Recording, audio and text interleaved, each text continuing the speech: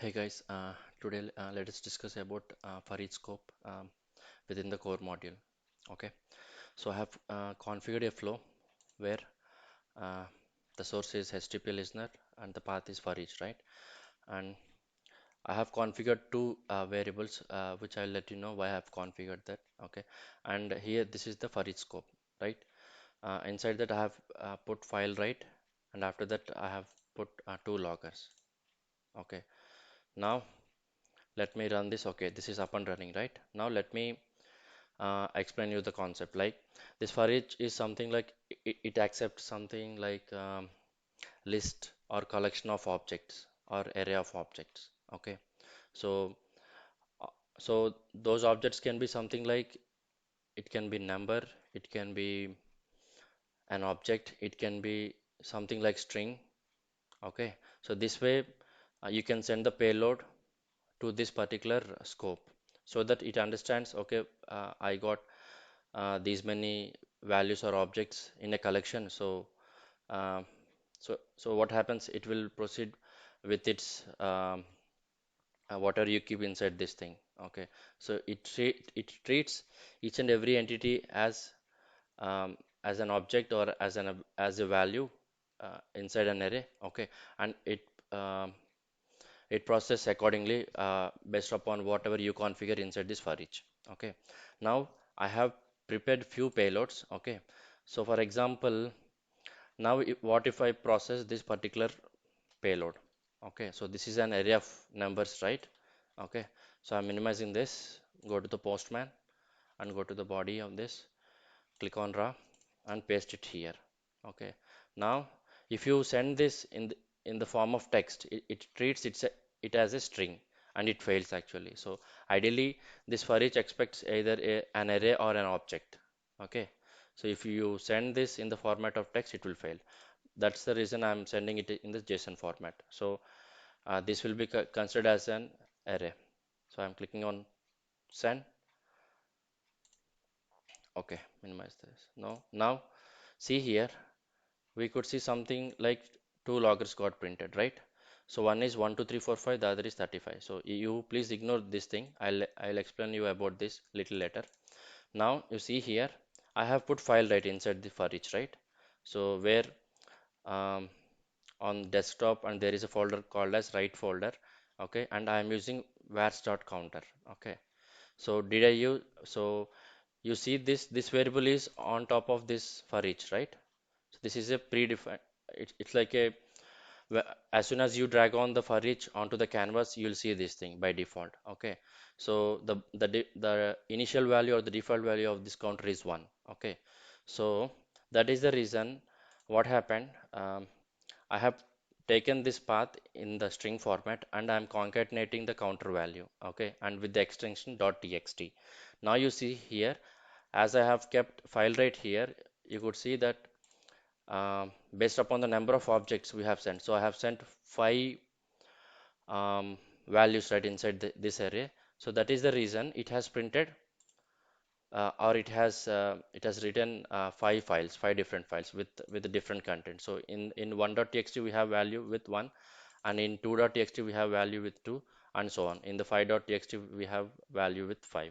Okay, so this is how it works ideally. Like it accepts an array of objects or collection of objects. Okay, and uh, it it processes one by one.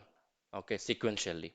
So that is why we call it as for each processing as a sequential processing. Okay, now um, okay, so let me explain about the variables as well. So what happens? So here I have configured a variable with the name initial value and the value as 10, right? Inside this for each, what I'm doing, I'm concatenating 5 for each and every iteration. So if this loop iterates 10 times, it will add 5 to this value 10 times. Okay, so now as we have sent only 5 values in this array, so you could see that this 10 will be added every time with 5. Okay, that is the reason you are seeing 35 there. So if I send the same request again, now you see So here in the last logger, I'm printing the vars dot initial value. So now you see here, the value is like 35. That means 10 plus 5, 5 5s are 25. So 10 plus 25 is nothing but 35, right? So you please ignore about this thing for the time being. I will explain about this a little later. Okay, now I'm clear in the console. Okay, now let me process one more payload. That is nothing but string of array of strings, right? So I just copied it, and we have four values inside this. So this is the same thing. The for each loop iterates four times based upon the number of values. So clicking on send. Now you see here, because this particular for each loop got executed four times, so 10 plus 5 fours are 20. That is the reason you could see the value as 30 outside this for each.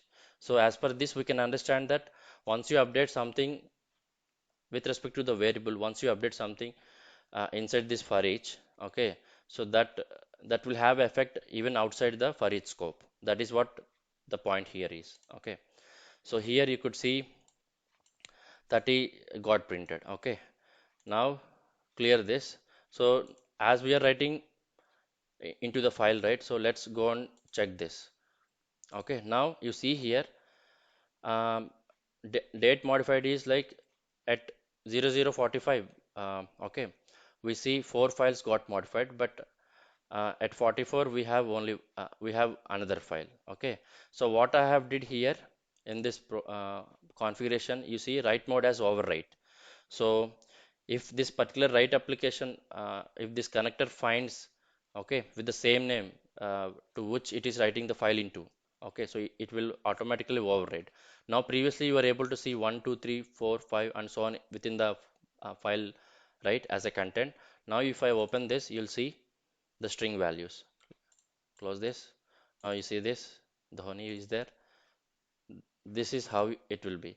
Now if we see 5, you're still seeing the previous value, right? So this was not modified because in the array what I have sent, we have only four values. So that's why only four files got overridden. Okay, I'm closing this.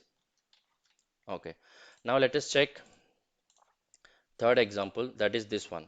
So this is nothing but array of objects, right?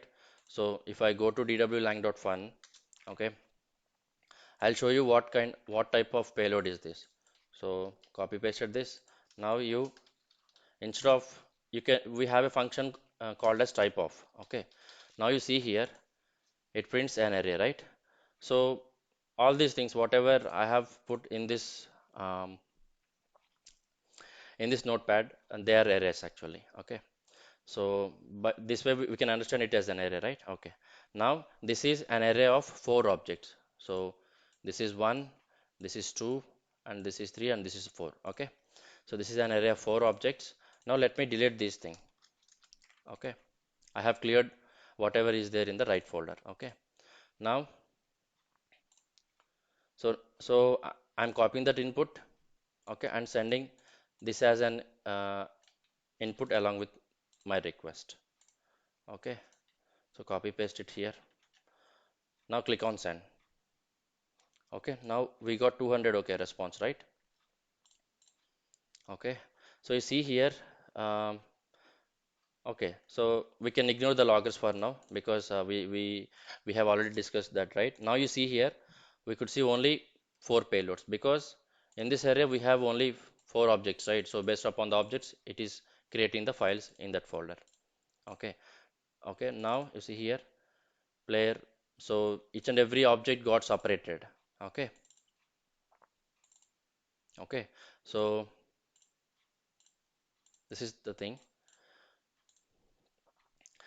After that, let's discuss about this XML example. Okay, so this particular thing will also accept the XML, but for that you have to enable this collection. Okay, so by enabling this collection, what does it mean? It means that we are letting the for each know where to split the XML file. Okay, so you go here. So you see here we have um, 120 lines of XML file content, right? Okay, and So you could see something like 12 similar kind of elements or a similar kind of composite element, we can call it as. Okay, book is a composite element. Okay, inside that we have something like author, title, all these things. Okay, so we have similar objects like 12 objects inside this XML. Okay, or 12 complex composite elements. Now if I copy this thing, okay, so before that, before we send this as a input to the for each that we are discussing now. So first of all, we have to let the for each know where we have to split this file. So you see here, this is the parent element, right? So copy that, and but it's a payload. The whole thing is a payload, right? Now go to the, yeah, click on this and copy paste this. So that means we are letting the for each know that it has to split the file as chunks at in this path at, okay, payload dot catalog. So after this thing you could see 12 similar elements, right? Like 12 book related information, something like that. Okay, so this is how you do actually. Okay, now it got deployed already because build automatically was enabled. I'm clearing this. Now go here, and we have to change the payload. Okay, now I'm copying this. Let me expand this, let me show you. Okay, so when you copy this, the whole thing will be copied here. See, we could see 120 lines here, right? Now we have to change the application type to XML. Okay, if not, it will throw an error. So yeah, before that, let me delete these files. Deleting this. Now click on send. We got the same thing as a response. Okay, ignore this, the console. Now you see here 12 files got created, right? Because within that XML file we have 12 similar items or objects or entities. Okay, so 12 files got created. You see here, see everything is starting with book, which is a child element in the, okay, which is a child composite element in the initial original payload. Okay, so 357 or any, you can look into any other payload which will be the same similar thing. Okay, now, so now we understood how to process the XML files, how to use the collection option. We got to know what is counter. It's a predefined, it's a kind of variable that you will get automatically when you drag the for each from this what do you say, module of core. Okay, so and after that you see here there is something called as root message, right? So what does it mean? So root message is something like, so we already discussed about that mute for event, right? So root message is nothing but it's a message actually. Okay, inside that we'll have again something like payload and attributes. Okay, so you see here, for example, in real time, if you want to, for each and every iteration, you would like to get something from the original payload. Okay, but as you are splitting that payload into different chunks right here inside the for each. Okay, but still, if your requirement is to get some data from the original payload that is before this for each, so that payload will be stored in this root message. Okay, now you see here, for example, if I drag something like logger here, okay, I'll remove it, but I'll just to let you know I'm just configuring here. So vars dot, okay, now click on root message. So this is having a combination of payload and attributes, right? Now you, if you type dot here, you see here we could see payload and attributes. That means this set of information we have inside this root message. Hey guys, sorry, actually I have clicked on escape, so that's why my recording got stopped all of a sudden, and I have to save the uh, previous recording.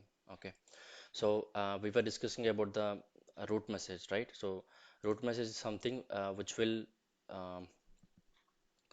hold the set of attributes on the payload that is there before this for each. Okay, now if I, so I was configuring this, right? So payload. Okay. Now go to console.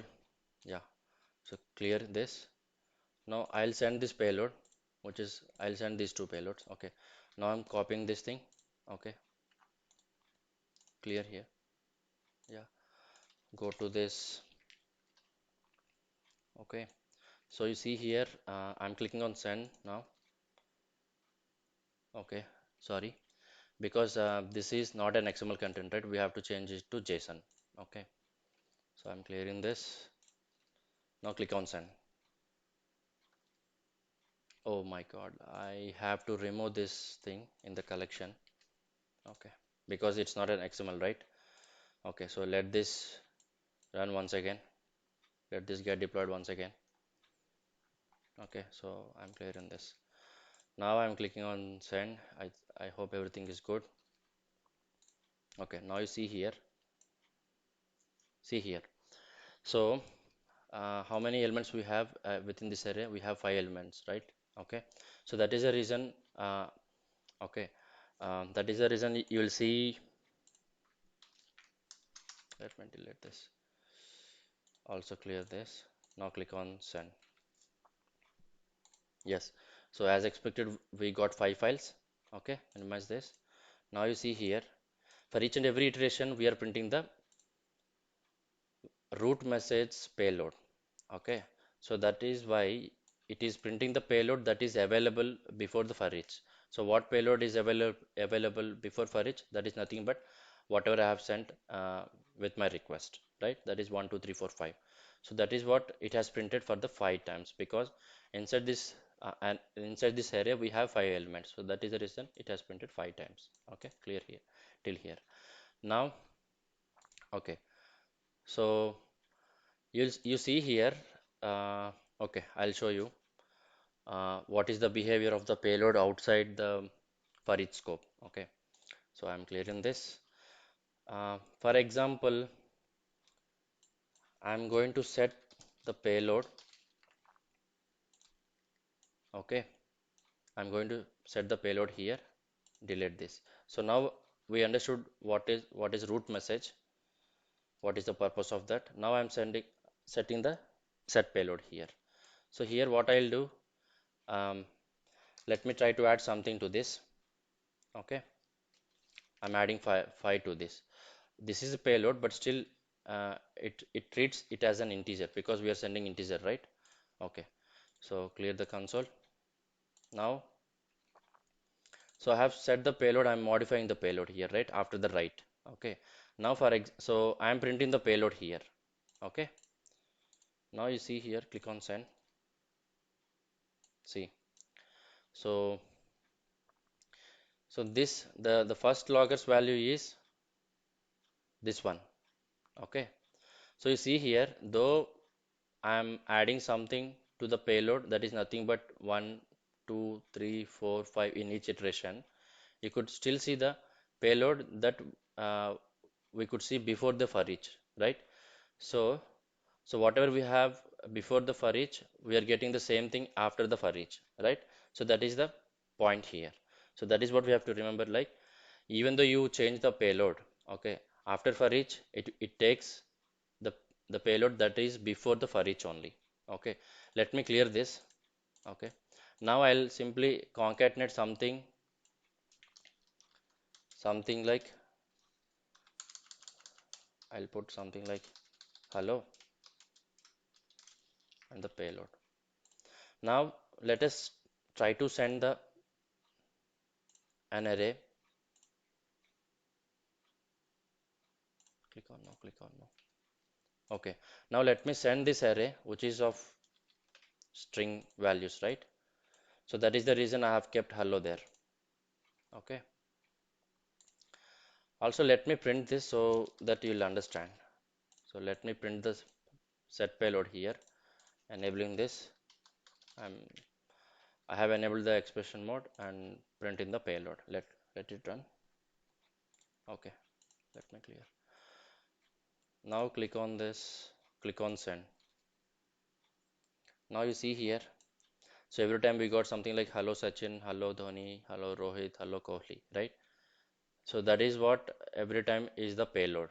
But you see here after this for each, so whenever, I mean, from the first logger you could see the initial payload what we have before this, what we are sending uh, through the request. So that is what we could see here, right? So this concludes that whatever we have before the for each, the same payload will be getting after the for each as well. That is what we have to remember. Okay.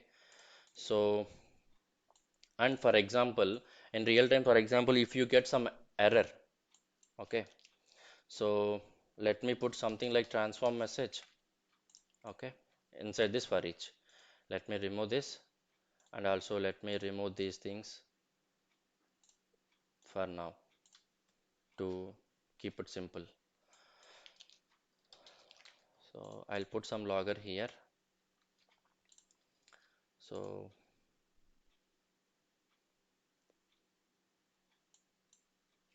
okay, let me put something like choice here.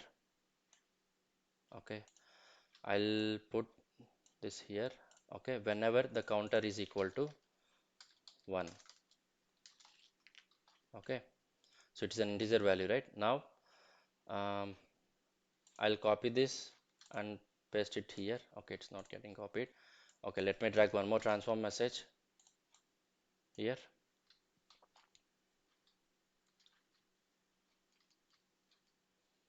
Okay, let me drag it here. So that way it will add one more when condition, right? Okay, now let me enable the expression and put it as vas.counter is equal to 2. So that means, so this will get executed when the iteration of this for each is, I mean, when it iterates for the first time, and this will be executed when it iterates for the third time, right? So I'll put something like uh, key, something like value. It's a just key value pair. That's it. Okay. Now in the second iteration, I'm printing the, let me print the payload here. Okay. So that means whatever we are setting here, I'm printing the payload here. Okay. Now here, let me try to raise the error. Okay. So response, I'll put something like 10 by 0. Now you see, um, so payload is key value pair, key value, and this is response is 10 by 0. And this is something like default. So I'll put something like hi colon how are you. This is again a key value pair. Let me put it as JSON, and also let me put it as a JSON here just for more. Now you see this program. Okay, let me reduce, let me zoom out. Yeah, now you see here this is the for each scope, and inside that I have used choice route. Okay, before that I'm writing it into a file, the payload that comes inside the for each. Okay, now you see here this is a sequential processing, right? So whenever we get the error, it stops there itself. Okay, so irrespective of the choice route, for example, if I send this thing, okay, let me take simple integers, click on no, yeah, this thing, copy this. So if I send this payload to the for each, okay, so yeah, this got deployed. So in that case, what should happen? Ideally, the for each should repeat for 5 times, right? But this is where we'll be getting some error because of 10 by 0. It will result into an issue, right? Definitely. So now you see, it will not process, it will raise into an error, right? And you see here, I have configured something like key value here, right? So that is what got printed here. And what happened in the second iteration, okay, when the counter value is equal to 2, this particular payload got executed where the script is like response equal to something like 10 by 0. Okay, so that caused the issue. And what happened, it has resulted into an issue. So that means it is very clear that if one error rises in the for each scope, okay, so it will hamper the execution of uh, the remaining payloads or the remaining things that are there in the queue. Okay, so this is all about for each. I hope you understood something. Okay, and keep watching my videos, so I'll be actively adding more videos in the coming days. Thank you very much.